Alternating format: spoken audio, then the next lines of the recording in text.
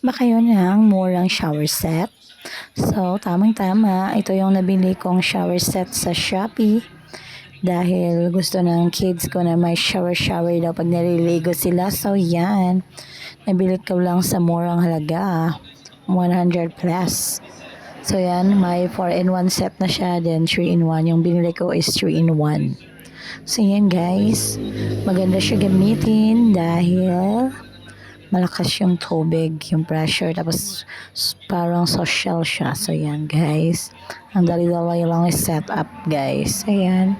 Kung gusto nyo bumili, ilalagay ko yung link sa taas. Tapos, hanapin nyo sa Shopee guys.